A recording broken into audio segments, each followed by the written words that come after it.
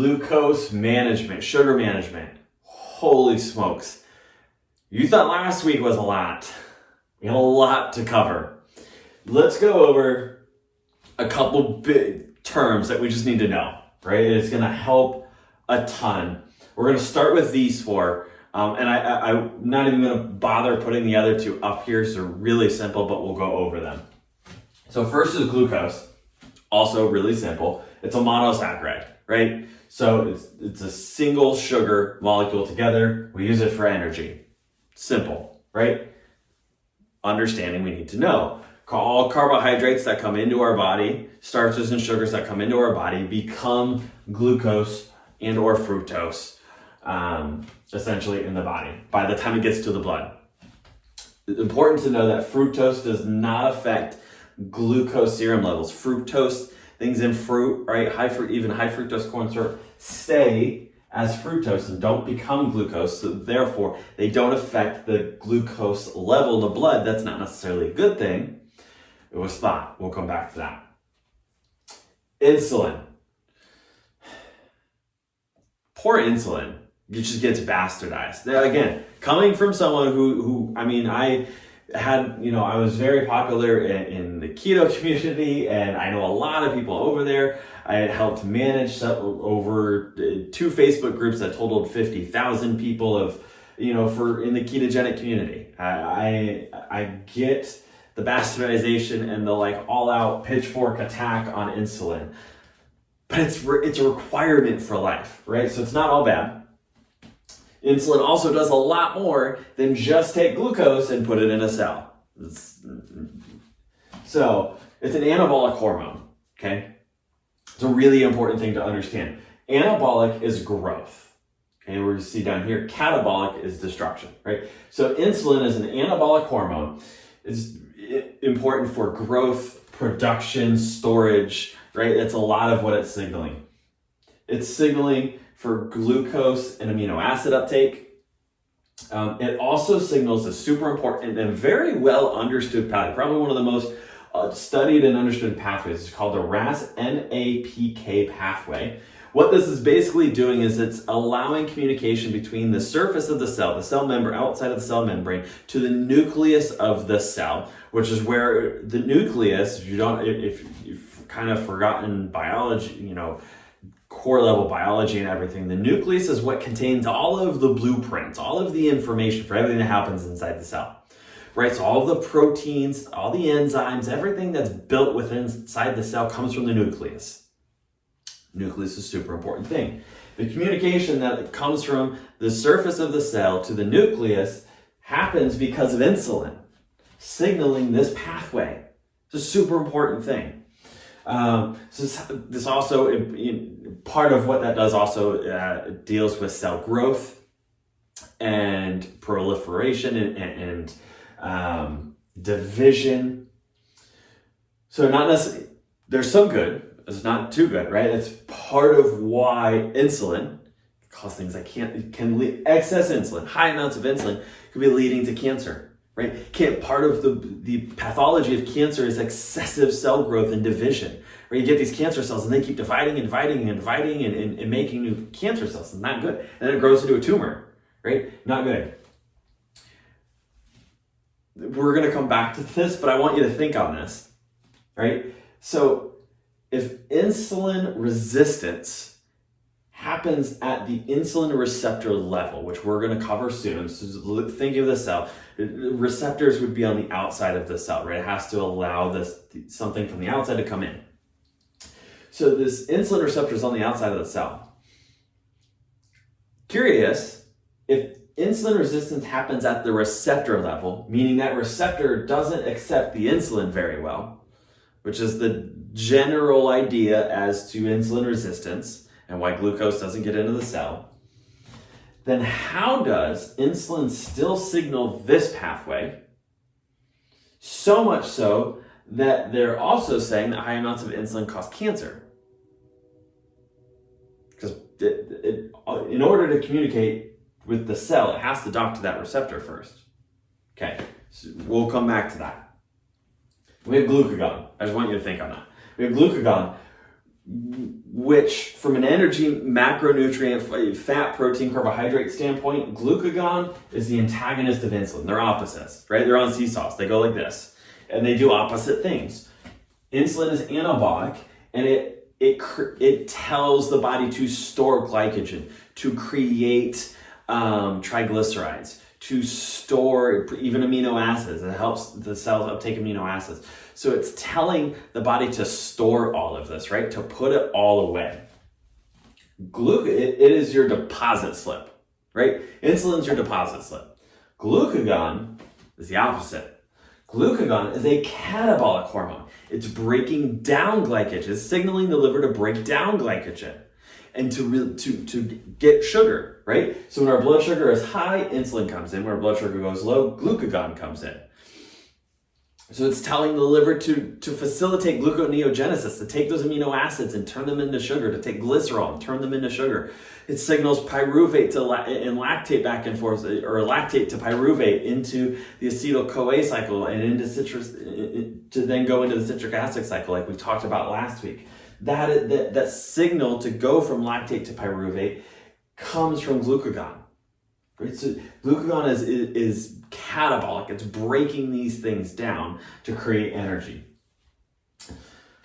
Then we have GLP-1. This is glucagon-like peptide 1. This is super important to understand. This is a really important hormone. So it's a secretin hormone. Basically, we have several different secretin hormones. We also have GIP, and then we have GLP-1, which is a big one that we're going to be talking about. We'll talk about this more. One of the things is that these secretin hormones do, and what we originally thought their only function was the first thing we learned about them, was it inhibits gastric emptying. Specifically, so these are primarily in the L cells most of the L cells are in the intestines, but we also have some in the duodenum. So when food goes from the stomach through the pyloric sphincter into the duodenum, the L cells there are releasing GLP-1 in large amounts, basically telling the stomach, hey, we have food, we have everything that we can handle, stop sending us more, right? So it's inhibiting gastric emptying. It's saying, we've got to deal with this, don't send us anything else. Now, so it helps with appetite and fullness. Now, we also have some that get secreted within the first couple minutes of food being in us. Within 2 minutes, there's GLP-1 release. So again, not even quite, literally, like, I don't mean just like me, like as far as I have been able to find, they're not fully sure of what's actually releasing that, other than it's most likely coming from neurotransmitters and these peptides in the stomach. We make actually a lot of this 5-HTP is in this. We have a lot of neurotransmitters and peptides in the stomach and the intestines, but that the thought, because there's no L cells, right, and food doesn't get to even to the duodenum within 2 minutes, but after ingestion of food within 2 minutes, there's release of GLP-1. Now, what does GLP-1 do? The first thing it does, the first thing that we found out that it does is inhibits gastric emptying, telling the stomach slow down, right? But it also increases insulin, decreases glucagon, and increases insulin sensitivity, which is a big reason why we're going to come back to this. It increases insulin sensitivity, which makes sense because it's trying to tell the body to create the beta cells to release insulin. So if we want to release insulin, we also want to make sure that the body, the peripheral tissues are insulin sensitive. So that's good. It's doing that. So it's trying to keep this balance. We'll come back to the insulin part. Okay, so we have these 4, and I told you there's 2 more. The 2 other ones that we need to know are glucose transporter 2 and glucose transporter 4, otherwise known as GLUT2, GLUT2, and GLT4. GLUT4.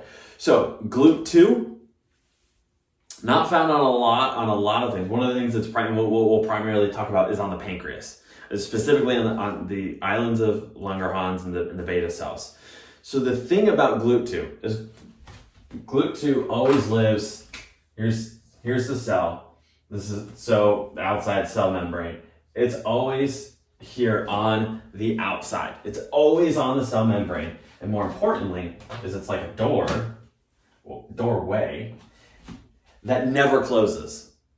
This is why the pancreas, which has to happen. The pancreas can't control how much glucose it comes in because the beta cells are responsible for producing insulin for however much glucose is in the blood.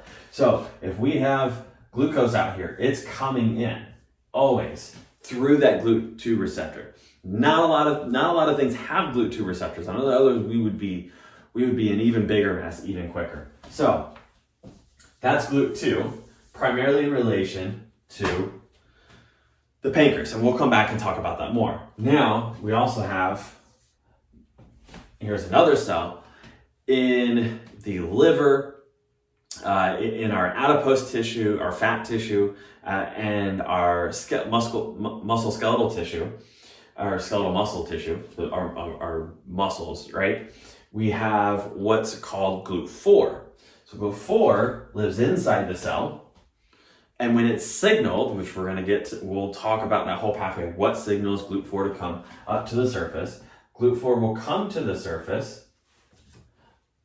So it'll go from here, it'll migrate, and then now it's open. But again, it doesn't stay there. It only stays there until the cells become more saturated than the outside. So when the outside of the cell is more, and we'll talk about more about this, but when the outside of the cell is more saturated, glucose comes in. Once the cell is more saturated with glucose, this shuts off. It leaves, and that GLUT4 receptor basically comes back inside.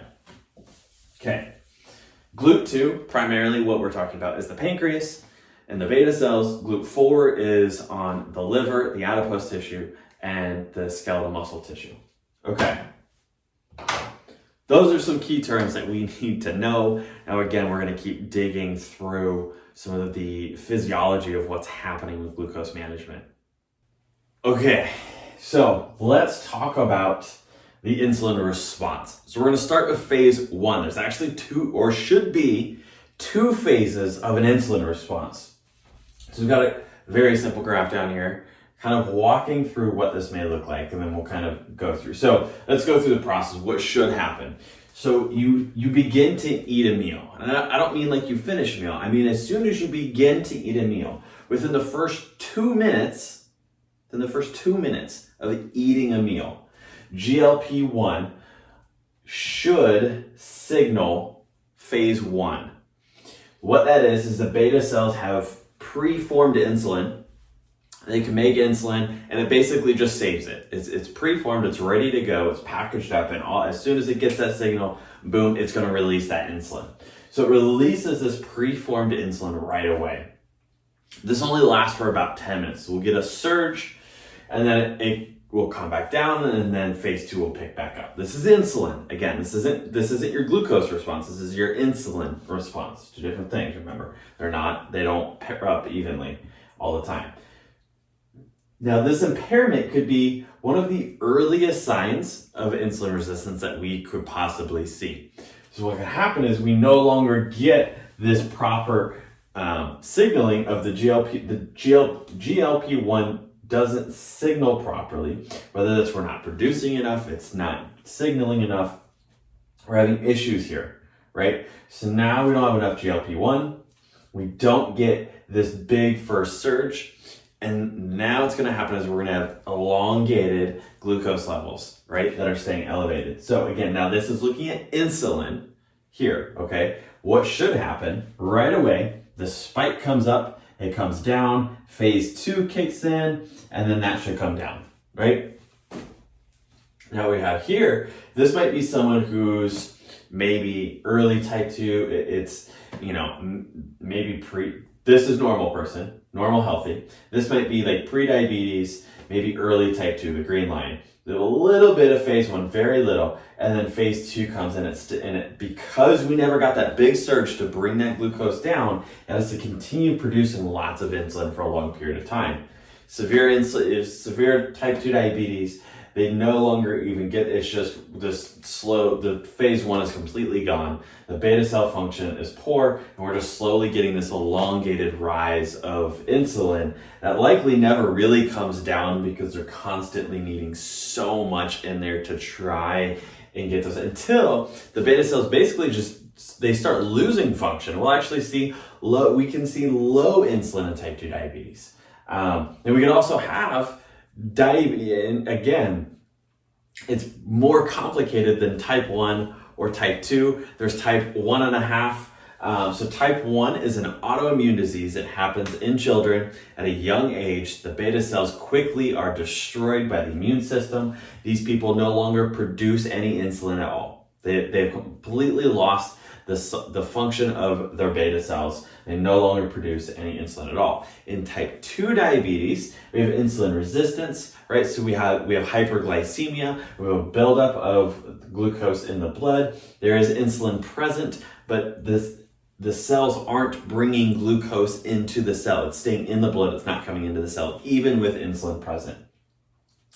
And then we have LADA, which is basically like type 1.5. This looks like a slow. This happens in adults. It's an autoimmune piece, right? So it's destruction of the beta cells, but it doesn't happen really quick. So in type 1, it seems to go really fast. There's just a wipeout of the beta cells.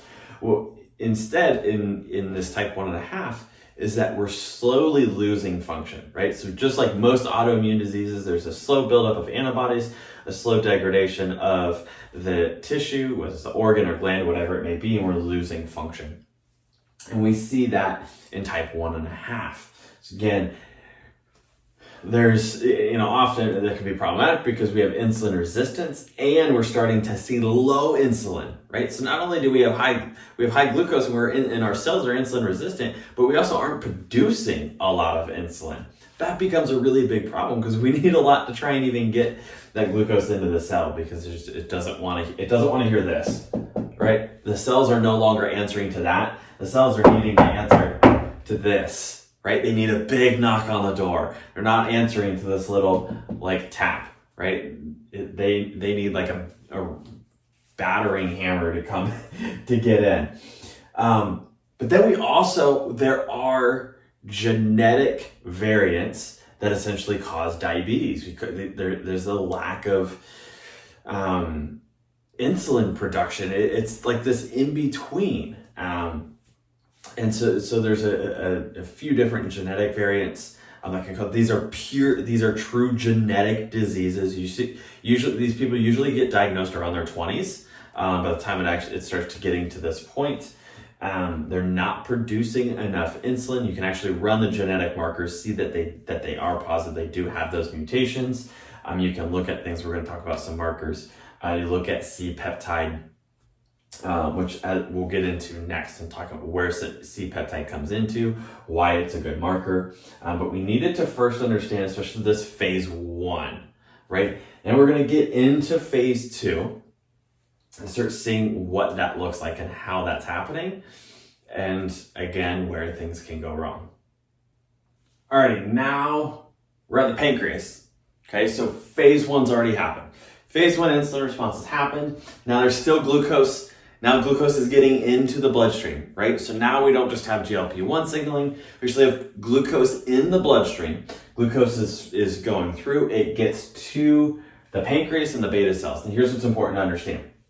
So previously we talked about GLUT4, right? So skeletal muscle has GLUT4. A lot of our body has GLUT4 receptors on it. Important thing, again, about GLUT4 is it can basically close and be like, nope, nothing else is coming. We're not having any more glucose coming in. The beta cells do not have GLUT4. They have GLUT2 receptors. The difference about GLUT2 is these doors always stay open.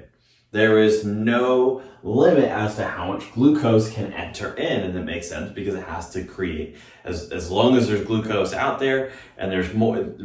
Generally speaking, it's higher than 90. 80s is kind of a sweet spot that nothing is happening. We'll get to that. But if there's elevation of glucose of any amount, some of that is entering into the beta cells, and the beta cells are being signaled to produce insulin. Essentially, what happens is glucose comes in. Glucose now it's inside the cells of the pancreas, especially specifically the beta cells. That glucose goes through glycolysis, it creates ATP, lots of ATP in the beta cells, shut down potassium from leaving the cells. This builds up potassium, this builds up a positive charge. In order to balance that highly positive charge, we bring calcium in, and that influx of calcium into the beta cells is actually what signals the release of the insulin from the beta cells. And again, we could potentially have issues. We've talked about the sodium potassium pump. We've talked about issues getting potassium in. So if we're seeing, if someone doesn't have enough potassium, they're low potassium, could potentially screw this up, and we could actually have potassium improve blood sugar regulation by increasing insulin secretion. But if we get enough potassium, we build up that positive charge, we bring calcium in. So if you're seeing hyperglycemia and really low potassium, you could actually see giving that person potassium increase their blood sugar improvement, right? Their blood sugar management, basically by allowing the pancreas to do what it's supposed to do and secrete enough insulin. So now within that insulin production, first there's multiple steps to make this simple. We get proinsulin. That proinsulin is split into two things. It's split into C-peptide and it's split into insulin. Again, there's actually more steps to this, but for the sake of what we're actually going to be tracking, most important here. So proinsulin gets split into C-peptide, insulin. Insulin has a really short half-life. It only lasts for a few minutes. C-peptide lasts for like 30, 40 minutes. So it's a lot, from a relative standpoint, it's much longer, it's more stable. It doesn't get metabolized by the liver. It does have some roles. Again, not really important to know here. There's actually still a lot not known about C-peptide and what exactly it does. But it does have a role. What's important is that it's more stable, and it's actually a better indicator of insulin production than insulin is because of its stability. So we can actually, I was tracking insulin for a long time in a lot of clients. I'm actually kind of moving away potentially from tracking insulin and just tracking the C-peptide. We could do both. If you're only going to do one, you might actually be better off with the C-peptide. It's a smaller range. There's less variance. It needs to stay in a tighter range versus insulin, and so we can get more information from it. Okay, starting to understand what's going on, right? Hopefully this is beginning to, we're pulling all of this together. Hopefully this is beginning to make sense. Again, this is all within proper function. We're going to keep diving in and understanding this glucose management, what's going on. Okay, now we've gone through phase 1 insulin response, right? We've gone through phase 1. We've gone through phase 2. We're looking at the beta cell and what's actually happening in the beta cell of the pancreas and how that signaling and release of insulin is happening. Now, insulin's in the blood, right? It's in the blood. It's traveling throughout. We're coming across the liver, the adipocytes, and the skeletal muscle, right? So all of these have GLUT4 vesicles. They have insulin receptors on them. We need that insulin to bring it. So again, remember, GLUT2 doors always open. It doesn't need insulin to get in, right? GLUT4 is not residing on. GLUT4 resides right here. This is where it always lives, and you can move around, obviously. So GLUT4 is inside the cell. It is not on the cell membrane until signaled. This is what happens. This is the abbreviated. There's actually more steps in there. These are just some of the big ones. Okay. So let's just go through the terms. So we have IRS1, which is insulin receptor substrate 1. Just so we can go through. Then we have PI3K or PI3 kinase, which is phosphatidylinositol 3 kinase. And again, if I don't know again how familiar you are, phosphatidylinositol and inositol, right? That is part of the non-essential B vitamins. It's a phosphatidyl. So we've got the inositol. If you've ever looked at PCOS, inositol is used a lot in PCOS. Starting to see, hopefully some of this is starting to make sense. And then we have PKB, which is protein kinase B, So you'll see those over here. Then we also have the RAS MAPK, again, we talked about. We're not going to go deep into that because it's a whole different piece of all this that just goes into cellular information and communication, things that don't pertain to any of this. But it's there. And again, it's there mostly so we can talk about insulin resistance.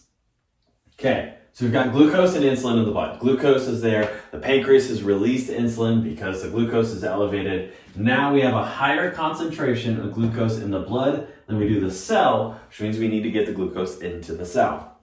So insulin comes and docks on the insulin receptor. That's what IR is. It's just, I didn't write that over there. IR is insulin receptor. Just make it easy. So the insulin docks to the insulin receptor. The insulin phosphorylates itself to come inside. It's pretty fancy. Again, remember, we talked about this a little bit before, why phosphates are important,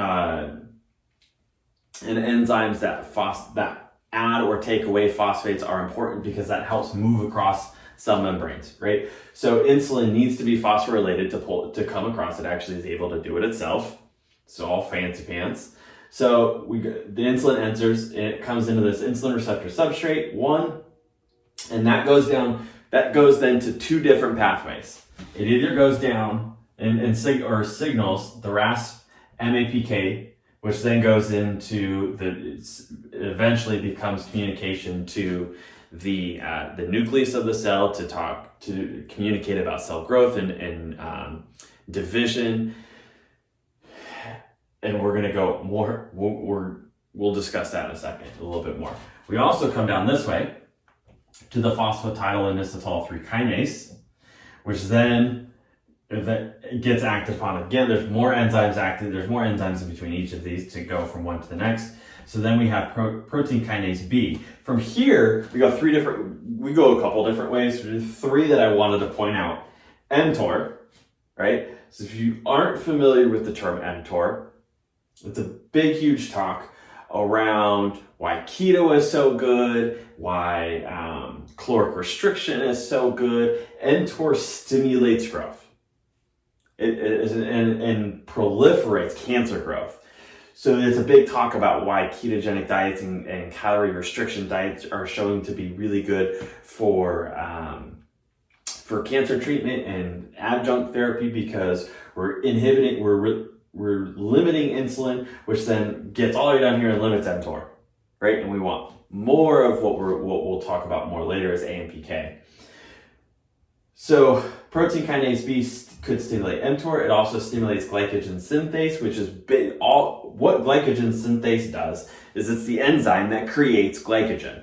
Okay, so that makes sense, right? So if insulin's coming in and signaling, we're eventually going to signal GLUT4 to pull the glucose in. If we know glucose is coming into the cell, it makes sense. We got to do something with that glucose. We're going to use some of it for energy. We're also going to have to store some of it. So it activates, it signals glycogen synthase, which is the enzyme that takes the glucose and stores this glycogen. So that gets signaled. And then the protein kinase B also signals GLUT4 to go to the cell membrane and pull in glucose, basically until the cell is more concentrated with glucose than the blood is. Whew. That whole cycle, right? And everyone's like, oh, well, just insulin. It's just too much insulin, right? There's a lot of things going on here. So first of all, what doesn't happen is this. The insulin does not dock to the insulin receptor and then go like this, right? This is not what happens.